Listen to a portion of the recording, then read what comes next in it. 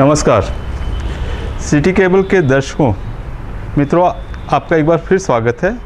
हमारी नियमित स्वास्थ्य विषयक श्रृंखला हेल्थ केयर, इसमें हम एक स्वास्थ्य विषयक चर्चा पर हमारे एक्सपर्ट के साथ चर्चा करते हैं और उनसे मार्गदर्शन हासिल करते हैं।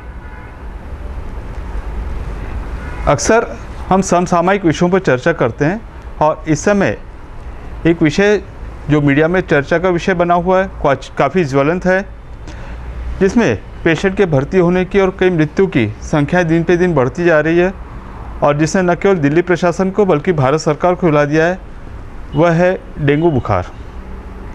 इसको अलग रूप से डेंगू बुखार नाम से भी जाना जाता है। आज इसी विषय पर चर्चा के लिए हमारे साथ स्टूडियो में हमारे विशेषज्ञ उपस्थित हैं। मेरे साथ मेरे बाईं ओर डॉक्टर अनिल जी बजाज उपस्थित हैं। ये मेरे साथी बाल रोग विशेषज्ञ हैं। इन्होंने अपनी अंडर ग्रेजुएट की पढ़ाई अमरावती मेडिकल कॉलेज से की और पोस्ट ग्रेजुएट की पढ़ाई मणिपाल मेडिकल कॉलेज से की। पिछले 15 वर्षों से ये अमरावती मेडिकल कॉलेज में लेक्चरर की सेवाएं दे रहे हैं और कंवर नगर स्थित अपने दवाखाने में अपने पेशेंट को निजी सेवाएं देते हैं। डॉक्टर अनिल जी, स्टोरी में आपका हार्दिक स्वागत है। मेरे दाहिनी ओर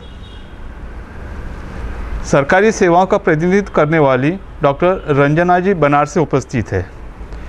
मैम वनिता समाज स्थित शहरी आरोग्य केंद्र की स्त्री महिला रोग चिकित्सक हैं और जो सरकारी सेवाएं होती है किसी भी बीमारी की रोकथाम के लिए, उनमें इनका एक बहुत महत्वपूर्ण रोल होता है।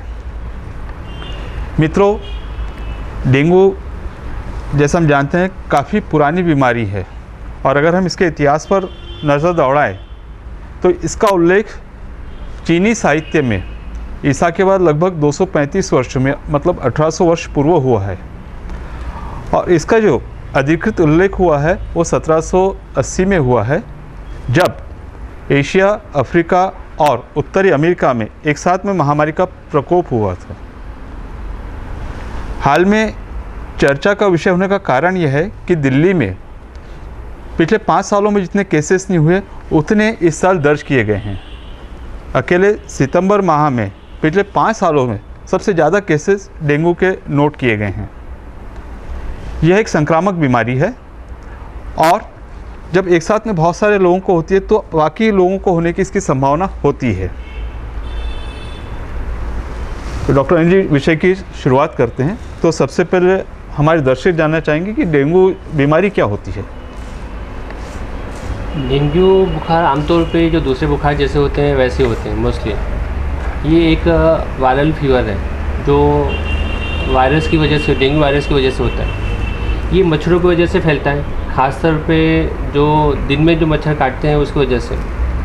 एक बार वायरस अगर मच्छर के अंदर चले गया तो इंसानों को काटने के बाद भी ये वायरस बच्चों में जाता है, खून में जाता है, वहाँ पे मल्टीप्लाई होता है। एक बार अगर वायरस अधिक मात्रा में अंदर फैल गए शरीर में और बच्चे की प्रतिकार शक्ति कम हो गई तो ये बीमारी होती है, फिर डेंगू की बीमारी होती है। मैम, जिस मच्छर की डॉक्टर अनिल जी चर्चा कर रहे हैं कि डेंगू एक मच्छर कहाँ से फैलता है, तो ये मच्छर क्या होते हैं और इनकी विशेषता क्या होती है? डॉक्टर साहब, डेंगू फैलाने वाले जो भी मच्छर है उसकी उत्पत्ति ज़्यादा से साफ़ पानी में होती है। जो इकट्ठा हुआ पानी रहता है, जो जमा हुआ पानी रहता है, वो साफ़ सुथरे पानी में होती है। और ऐसे साफ़ सुथरे जमा हुए पानी में अगर ये मच्छर के अंडी होती है तो वो अंडे से लार्वा हो जाती है, उसको इल्ली भी कहते हैं। और ये इस इल्ली से बड़े एडल्ट मच्छर तैयार हो जाते हैं और उसके बाद में 8 या 10 या 15 दिन में वो एडल्ट मच्छर वहाँ से वो दूषित कंटेनर या जहाँ पे भी अंडी डाली हो वो वहाँ से निकलता है और ऐसे उसकी उत्पत्ति क्रम चालू रहता है। जो भी हम लोग दूषित कंटेनर किसको बोलते हैं कि जिसको अंडी और लार्वा जो कंटेनर में रहते हैं उसको अपन दूषित कंटेनर कहते हैं। ऐसे दूषित कंटेनर को अंदर से अच्छे से घिस के उसको साफ़ रखना चाहिए और उसमें का जो भी पानी है निकलता हो तो वो सूखी जगह पे डाल देना चाहिए, क्योंकि सूखी जगह पे डाल देने से अंडी और लार्वा यानी ख़त्म हो जाती है, मर जाती है। उसको वो पानी में नाली में बहा नहीं दे, क्योंकि वो पानी अगर अपन ने नाली में बहा दिया तो उसमें जो भी लार्वा या अंडी होती है वो उसमें फिर से पानी मिलने की वजह से वो जीवित हो सकती है और यही फिर क्रम ज़्यादा से ज़्यादा हमेशा के लिए चालू रहता है। तो कोई भी बर्तन या कोई भी पानी का जो साधन रहता है उसमें पानी जमा न हो, इसकी खबरदारी लेने अपने को ज़रूरी है। और ये मच्छर ज़्यादा से दिन में काटते हैं, इसलिए अपन लोग ये मच्छर को डे बाइटर भी कहते हैं। और ये मच्छर पहचान में आता है, उसके पैर में काले और वाइट कलर के, ब्लैक और वाइट ऐसे पट्टे रहते हैं, तो उसको अपन टाइगर मॉस्किटो भी कह सकते हैं। तो दर्शकों, एक बहुत ही महत्वपूर्ण मुद्दा डॉक्टर रंजना बनारसी मैडम ने हमसे कहा है कि अक्सर हम ये मानते हैं कि मच्छरों की जो उत्पत्ति होती है वो जहाँ पर कूड़ा करकट या गंदगी वहाँ होती है, लेकिन एक बहुत ही महत्वपूर्ण मुद्दा है कि ये जो मच्छर हैं ये साफ़ पानी में होते हैं और इकट्ठा पानी में। तो जहाँ पर हम लोग अगर लापरवाही से साफ़ पानी जमा छोड़ देते तो वहाँ पर ये अंडे और मच्छर हो सकते हैं। तो हमारी कोशिश होनी चाहिए कि पानी इकट्ठा नहीं हो, और इकट्ठा हो तो उसको हमने बहा देना चाहिए। मित्रों, उपलब्ध आंकड़ों के अनुसार सन 1970 तक ये बीमारी केवल 9 देशों में पाई गई और वर्तमान में इसके आंकड़े इस तरह से बताते हैं कि अभी 100 से ज़्यादा देशों में फैल गई है और पूरे विश्व की तकरीबन 20%, 5 में से हर 2 व्यक्ति इससे संक्रमित है। डॉक्टर अनिल जी, मान लीजिए किसी को ये रोग हुआ है तो उसमें उस रोग के लक्षण क्या होंगे? ये डेंगू बुखार कोई भी उम्र में हो सकता है, कोई भी बच्चे को भी हो सकता है, बड़े आदमियों को भी हो सकता है, किसको भी हो सकता है डेंगू बुखार वगैरह। इसके जो लक्षण रहते हैं मोस्टली उम्र के हिसाब से रहते हैं। जो एकदम छोटे बच्चे रहते हैं, जो 1 साल के नीचे होते हैं, जो उनमें थोड़ा सा बहुत बुखार या थोड़ा बहुत लाल चट्टे, जो थोड़ा बहुत सुस्तपना आ सकता है उसका। खास करके जो बड़े बच्चे रहते हैं उनको डेंगू बुखार जो होता है उसमें बहुत तेज़ बुखार निकलता है, जो 2 से 7 दिन तक के रह सकता है। और उसके साथ में खास करके मोस्टली डेंगू बुखार के साथ में जो तेज़ बुखार निकलता है उसके साथ में बदन दर्द, सर में दर्द, आँखों के पीछे दर्द होना एक उसकी विशेषता है उसकी। इसलिए बुखार को कभी कभी ब्रेक बोन फीवर भी बोलते हैं या हड्डी तोड़ बुखार भी बोलते हैं इसको। इसके साथ में कभी कभी आपको पेट में दर्द या उल्टी, कभी सूजन और थोड़ी बहुत लाल रैशेस आ सकती है उसके साथ में।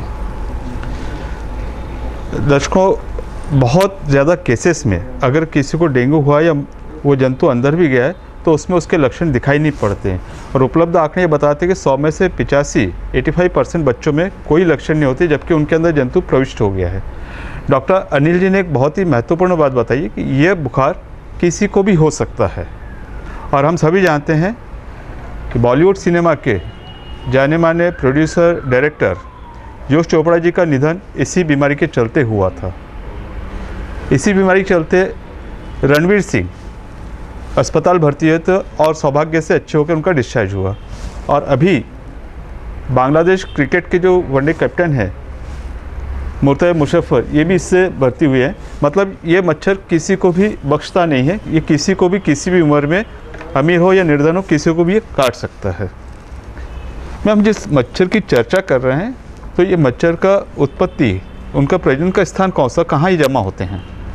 तो डॉक्टर साहब, इसकी उत्पत्ति घर में और बाहर में जहाँ पर भी इकट्ठा पानी होता है, बारिश का बोलो या अपन हर रोज़ जो इस्तेमाल करते हैं वो पानी अगर जमा होता है, जैसे हौद है, पिंप है, टाके है, फूटी हुई बाल्टी है, बकेट्स है, बॉटल्स है, या सबसे ज़्यादा घर में जो अपनी मनी प्लांट, फ्लावर प्लांट जो रहते हैं, कमल के कुंड रहते हैं, पानी की मोटी मोटी जो ये रहती है टाकी वो भी रहती है। उसके अलावा सबसे ज़्यादा अभी तो दूषित जो हम लोगों को आते हैं, देखने में आते हैं, वो सबसे ज़्यादा कूलर्स है। और जो शोभिवंत पौधों की जो कुंडी रहती है उसमें भी बहुत सारे पानी जमा हुआ रहता है और वो पानी में ज़्यादा से ज़्यादा उत्पत्ति स्थान होता है। और इसके बाद में जब भी जो शाला है, पाठशाला है, कॉलेज है, धर्मशाला है, वसति गृह है, अपने हॉस्पिटल है, बैंक है, होटल्स है, बियर बार्स है, इसमें इस जगह जो भी पानी के जो साधन है इस्तेमाल करने वाले, वो सभी साधन में भी हो सकते हैं। तो ये साधन भी अपने को अच्छे से उत्पत्ति स्थान होने के वजह से अपने को सफ़ा रखना है। और उसके बाद में जो भी इमारत के टेरेस पे जो भी यानी जो बेकार की चीज़ें हैं, वो जो इस्तेमाल नहीं होती है, उसमें भी बारिश का पानी या कोई भी पानी अगर जमा होता हो तो उसमें भी उसकी उत्पत्ति हो सकती है। मित्रों, एक बहुत ही महत्वपूर्ण मुद्दा मैंने हमारे सामने बता रही हैं कि जहाँ पर ये पानी इकट्ठा होता है और ज़रूरी के गंदा और साफ़ पानी भी, वहाँ पर ये मच्छर अपने अंडे देते हैं और वहाँ पर ये मच्छर बढ़ते हैं और डेंगू का कारण बनते हैं। उदाहरण के तौर पर कि जहाँ हम बगीचे में या कुंडों में पानी दे रहे हैं और अगर वो पानी एक्स्ट्रा वहाँ जमा होता है तो ये उन मच्छरों की उत्पत्ति का एक कारण बन सकता है, वहाँ का स्थान बन सकता है। तो हमारी पूरी कोशिश होनी चाहिए कि हम आसपास की जगह जो जितना सूखा रख सके, अतिरिक्त पानी बहाते रहें, हम इन मच्छरों से बच सकते हैं। डॉक्टर अनिल जी, जिस तरह से अभी दहशत का माहौल है, डेंगू बुखार इतना खतरे का एक कारण बन चुका है, कई मौतें रिपोर्ट हुई हैं, जिस तरह से आप बताएं कि बहुत सारे बच्चों में इसके सिम्टम्स नहीं होते, उसके बाद भी जो मृत्यु दर दिखाई दे रही है, तो ऐसे कौन से खतरों के चिन्ह, वार्निंग साइंस हैं कि जिसमें पालकों ने या मरीज ने तुरंत अपने चिकित्सक की सलाह लेनी चाहिए? जो डेंगू बुखार है, इसमें सबसे खास बात यही है सीरियस में बुखार। मोस्टली ये बुखार आमतौर से ही होता है बुखार वगैरह, लेकिन इसमें कुछ वार्निंग साइंस होती हैं जिसका ख्याल रखना बहुत ज़रूरी है। ये बच्चे का सीरियस होने से पहले आपको ये वार्निंग साइन देता है मोस्टली।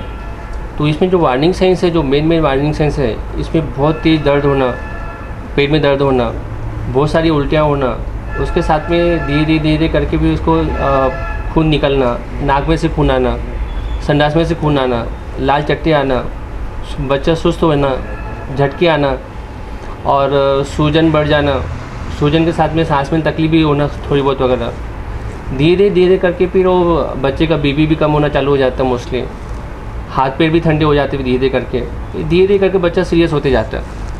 ये वार्निंग साइन अगर टाइम पे नहीं पहचाने उसको, वो थोड़ा बहुत लेट कर दिए, अगर इलाज अपने बराबर नहीं करे, तो ये वार्निंग साइन के बाद में बच्चे की जान पे धोखा भी बन सकता है।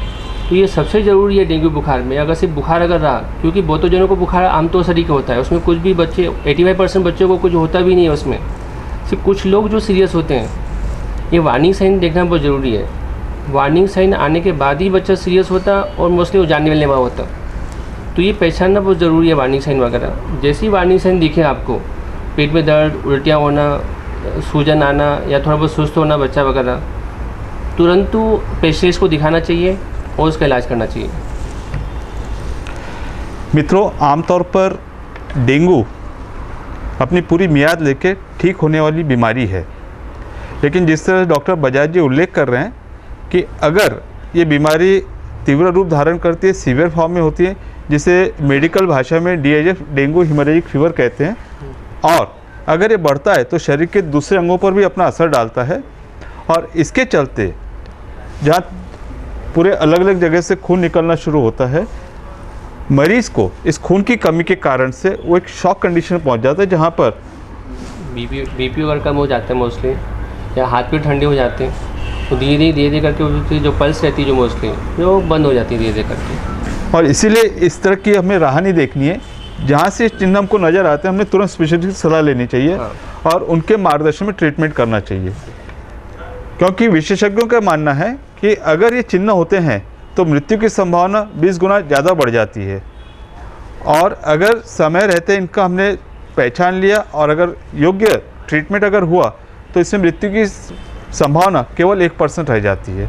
तो इसलिए अनिल जी का कहना इतना महत्वपूर्ण है कि हमने इन लक्षणों की तरफ लापरवाही नहीं बरतनी चाहिए। मैम, जिस तरह से ये इतनी सीरियस बीमारी की हम चर्चा कर रहे हैं, तो निश्चित तौर से इनमें से कोई बीमार तो होना नहीं चाहेगा, तो इससे बचाव हेतु हमने क्या करना चाहिए? आपका बराबर है डॉक्टर साहब कि हम लोग जो भी उपक्रम चलाते हैं वो ज़्यादा से प्रिवेंटेबल रहते हैं। Prevention is better than cure. जो भी आजार होने वाला है तो उस पर अपन प्रतिबंध करेंगे, उस पर ट्रीटमेंट भी लेंगे। मगर वो बीमारी न होने के वजह के लिए अपन ने क्या करना चाहिए, तो ये बीमारी जो है वो मच्छरों से होती है, तो उसके सभी प्रतिबंधात्मक उपाय हमने करना चाहिए। तो उसमें सबसे महत्वपूर्ण है कि सूखा दिन मनाना, हफ्ते में एक बार सूखा दिन मनाना बहुत ज़रूरी है।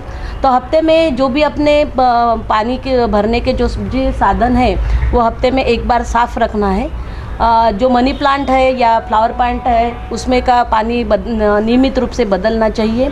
जो भी कुंडी है उसमें ज़्यादा का एक्सेस पानी है वो भी निकालने का है, उससे पूरा पानी निकल जाएगा। और जो भी अपने बड़े बर्तन है वो भी एक दिन सूखे रखना है। इसके अलावा जो भी अपने इमारत के ऊपर टेरेस पे जो भी बेकार की चीज़ें हैं उस पर पानी न जमा हो, इसके अपने को इस तरफ अपने को ध्यान देना है। और जो भी बड़े बड़े बर्तन है उसमें कम से कम हफ्ते में 1-2 बार वो उसकी सफाई रखना बहुत ज़रूरी है। इसके अलावा जो भी परिसर में कचरा होता है, ये है घर में जो कचरा होता है वो कचरा वाली घंटा गाड़ी आती है उसमें डालना चाहिए या कंटेनर में डालना चाहिए। और जो भी पानी जमा होता है उस पानी में थोड़ा सा ऑयल डालें या रॉकेल डालें ताकि वो जो स्टैगनेंट वाटर है उसमें मच्छर की पैदाइश ना हो। इसके अलावा घर में क्या करना चाहिए कि घर में सफाई हमेशा रखना चाहिए और घर के पर्दे खिड़की के या दरवाजे के जो भी रहते हैं उसको हमेशा झटकना चाहिए क्योंकि उसमें भी मच्छर छुपे हुए रहते हैं। उसके अलावा शाम के वक्त सहसा सुबह और शाम 5 या 7 बजे मच्छर ज़्यादा से ज़्यादा बाहर आ निकलते हैं, तो उस वक्त थोड़ा दरवाज़ा और खिड़की जो रहती है वो थोड़ी बंद रखने की है। सोते समय पूरा शरीर कपड़ों से ढका जाए, इस बात पर अपने को ध्यान देना है। मच्छरदानी का ज़्यादा से ज़्यादा उपयोग करना है। जो भी बड़े टैंक सरीखे रहते हैं उसको फिट बैठने वाला ढक्कन लगाना चाहिए ताकि उसमें कोई ऐसा सुराख न हो। ऊपर जो अपनी शौचालय की जो वेंट पाइप रहती है उसमें जाली या जालीदार कपड़ा लगाना चाहिए ताकि मच्छर की उत्पत्ति कम हो जाए। और उसके साथ में जो भी बाज़ार में जो भी चीज़ें मिलती है, कॉइल है, मैट है, स्प्रे है, मॉस्किटो रिपेलेंट है और मलम है, जो भी आपको उचित लगे तो उसका आप इस्तेमाल कर सकते हैं। इसलिए घर की और परिसर की सफाई रखना बहुत ही ज़रूरी है। तो टोटल अगर हम लोग व्यक्तिगत तौर पे अगर इन सब साधनों का उपयोग करें तो हम ये मच्छरों से बच सकते हैं, इस बीमारी से बच सकते हैं। डॉक्टर अनिल जी, हमने पूरे बीमारी की लक्षणों की हमने चर्चा की है। अब ये सब होने के बाद में अगर मरीज़ बीमार होता है तो उसके उपचार के वास्ते आपकी क्या सलाह है? देखो, जैसे कि ये डेंगू बुखार वायरल बुखार होता है, आमतौर पे वायरल बुखार में कोई ट्रीटमेंट नहीं रहती, आपको सिर्फ सिम्टोमेटिक ट्रीटमेंट देना पड़ता है। जैसे बुखार है, आप बुखार की दवाई दे दो। आराम बहुत ज़रूरी है, इसमें पानी पिलाना बहुत ज़रूरी रहता है। पानी आप उसको सादा पानी पिला सकते हैं, थोड़ा बहुत जूस भी दे सकते हैं, थोड़ा बहुत अपन बाकी कुछ दूसरा लिक्विड भी दे सकते हैं अपन उसको। तो इसमें आराम करना ज़रूरी है, पानी की मात्रा सही होना ज़रूरी है, पानी आप बहुत पिलाइए उसको। बुखार की दवाई आप देते रहो, 2 से 7 दिन तक ये बुखार मोस्टली रहता है। अगर वार्निंग साइन अगर आपको दिखे, सबसे महत्व की बात है वार्निंग साइन। अगर आपको वार्निंग साइन दिखते हैं तो आप तुरंत स्पेशलिस्ट को दिखाइए। उसमें आप थोड़ा बहुत भी लेट करेंगे समझ लो तो आपकी जान को धोखा हो सकता है, उसमें लेट नहीं करना चाहिए। इसका मेन इलाज आपका पानी से। अगर बच्चा उल्टियाँ और पेट में दर्द नहीं कर रहा, वार्निंग साइन नहीं है, तो आप घर में ट्रीटमेंट ले सकते हैं। अगर वार्निंग साइन आपको हो रही है तो आप तुरंत स्पेशलिस्ट को दिखाओ, उसके सलाह के हिसाब से आप जाँच करो, भर्ती कर सकते हो उसको, भर्ती करके आप सलाइन दे सकते हो उसको। पानी बहुत ज़रूरी है इसमें, मेन इलाज इसका पानी है क्योंकि इसका बीपी कम हो जाता है, शरीर का पानी मोस्टली थोड़ा ब्लड में से कम हो जाता है, मोस्टली बीपी कम हो जाता है, तो उसे पानी देना बहुत ज़रूरी है। फिर आप उसको अगर थोड़े बहुत भी वार्निंग साइन रहे आप भर्ती करो और उसका इलाज कर सकते हो, उसका अच्छी तरह से कर सकते इलाज वगैरह। तो मित्रों, जिस चर्चा से डॉक्टर अनिल जी हमें आश्वस्त कर रहे हैं कि अधिकांश केसेस में ये बीमारी अपने आप ठीक होती है तो कोई उपचार की ज़रूरत नहीं होती है। बहुत कम केसेस ऐसे होते हैं जहाँ पर वार्निंग साइन और उनको भर्ती की ज़रूरत होती है। तो अनावश्यक रूप से एक जो दहशत का वातावरण हो कि हर बुखार डेंगू का ज़रूरी नहीं है और हर डेंगू बुखार को भर्ती करना ये भी ज़रूरी नहीं है। तो हमें इस दहशत से बचना है और यहाँ पर हमें अपने जो चिकित्सक हैं उनकी सलाह ज़्यादा इम्पॉर्टेंट है, बजाय इसकी कि हम उनको अपनी सलाह थोपें। मैम, जैसे जिस बीमारी का हम चर्चा कर रहे हैं कि इतने व्यापक तौर पे होती है, कई बार पूरे ज़िले को ले ली, राज्य को ले, देश को वो अपने चपेटे में ले लेती हैं। तो व्यक्तिगत रूप से डॉक्टर अनिल जी हम लोग अपने चैम्बर में उसका इलाज करते हैं, पर जब व्यापक तौर से होती है तो निश्चित रूप से पब्लिक हेल्थ मेजर्स ये अमल में लाना ज़रूरी है। तो इसे जब सार्वजनिक रूप से इसके बचाव हेतु आप क्या करती हैं? उदाहरण के तौर पे मान लीजिए अगर हमारे दवाखाने में डेंगू को केस पाया जाता है, हम आपको सूचना देते हैं, तो उसके बाद की कार्यवाही के तौर पे आप क्या करती हैं? आपका कहना एकदम सही है डॉक्टर साहब कि जब भी आपसे एक आधा सस्पेक्टेड डेंगू पेशेंट या रुग्ण हमको मिल जाता है तो उसका एड्रेस ट्रेस करके हम लोग जो भी इलाके में है उसका एड्रेस ट्रेस करते हैं और वहाँ पे उन घर पे जाते हैं और पूरे उनकी हिस्ट्री पूछते हैं। और हिस्ट्री में वो कोई गांव गया था या गांव से कोई आया है या शहर गया है कि या स्कूल गया था और उसके बाद में उसको बुखार आया है और लक्षण क्या है, घर में और कोई बीमार है क्या, ये सारी बातें हम वहाँ जाके पूछताछ करते हैं। और इसके सिवा उनके घर में कोई दूषित कंटेनर जिसमें लार्वा या मच्छर की जो अंडी है वो है क्या, वो देखते हैं। और वो दूषित कंटेनर यानी सबसे पहले सब कंटेनर देखते हैं, उसमें वो फिर दूषित कंटेनर हम लोगों को मिलते हैं। तो वो दूषित कंटेनर यानी खाली कर लेते हैं और वो सूखी जगह डाल देते हैं उसमें का पानी। और वो ज़्यादा से ज़्यादा जितने भी उनके यहाँ के कंटेनर है, कई एक आधी यानी पड़ी हुई कुआं रहता वो भी थोड़ा सा देख लेते ऊपर ऊपर से। और जितना सफाई हो झाड़ों की वगैरह उनकी करने को बोल देते हैं, क्योंकि वो वहाँ पे भी मच्छर छुपे हुए रहते। और इसी प्रकार उनके घर में कोई बीमार है या बुखार का मरीज है तो उनको भी उनके फैमिली डॉक्टर को दिखाने को बोलते हैं। इसमें घबराने की कोई बात नहीं है, मगर कोई भी बुखार रहता है तो उस पर दुर्लक्ष्य भी करना यानी दुर्लक्ष्य नहीं करना चाहिए। तो उस तरह से उनको बताते हैं अगर एक आधा बड़ा कंटेनर रहे और उसमें अगर ब्लीचिंग का पानी नहीं हो और सादा यानी बोरिंग का वगैरह पानी हो और वो बर्तन या पानी का जो ये है वो खाली अगर कर नहीं सकते तो हम उसमें गप्पी फिशेस डालते हैं। तो गप्पी फिशेस की एक विशेषता ऐसी है कि वो जो उसमें की मच्छर की जो अंडी है या लार्वा है वो गपागप वो उसमें खा लेते हैं और काफ़ी मच्छर की जो उत्पत्ति है उससे कम हो जाती है। इसीलिए उसको गप्पी मास इसीलिए अपन गप्पी फिशेस उसको बोलते हैं या गप्पी मासे बोलते हैं। और इसी प्रकार उसके आसपास जो भी 50-60 घर है या मकान है उसके उस तरफ हम लोग सब इसी तरह का सर्वेक्षण करते हैं।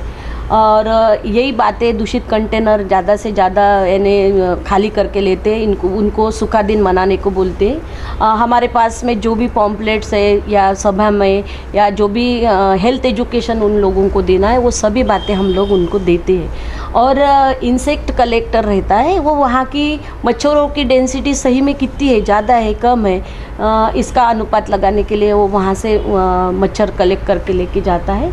और आगे की कार्यवाही जो है वो सब हम लोग करते हैं, जो भी उनको बताना है। घबराने की ज़रूरत नहीं, ये भी बोलते हैं जैसे डॉक्टर ने बताया वो भी सुनने को कहते हैं।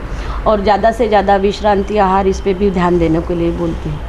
और यहाँ पे भी मैं यही बोलूँगी कि घर की और परिसर की सफाई रखना बहुत ही ज़रूरी है।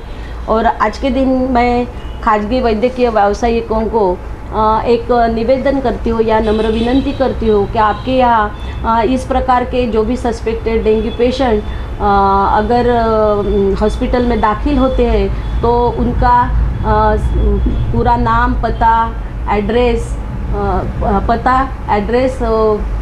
उम्र, मोबाइल नंबर ये सार्वजनिक आरोग्य विभाग मनपा इनको तुरंत सूचित करें ताकि आगे की कार्यवाही और रोकथाम के हिसाब से बंदोबस्त करना हमको सुविधाजनक रहेगा।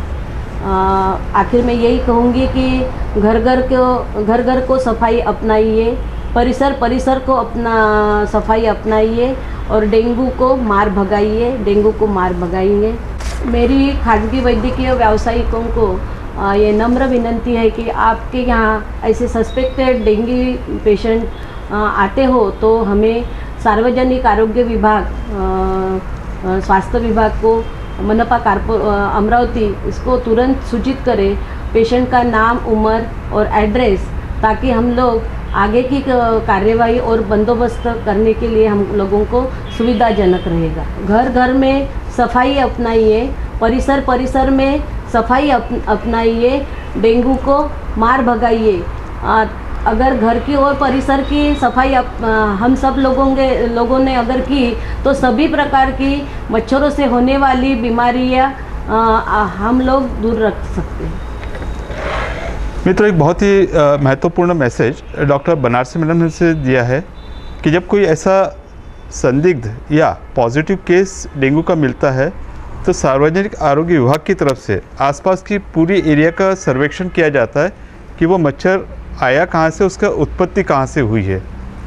और इस समय हम सब नागरिकों का कर्तव्य होता है कि इन आरोग्य कर्मचारियों के साथ हम पूरा सहकार्य करें।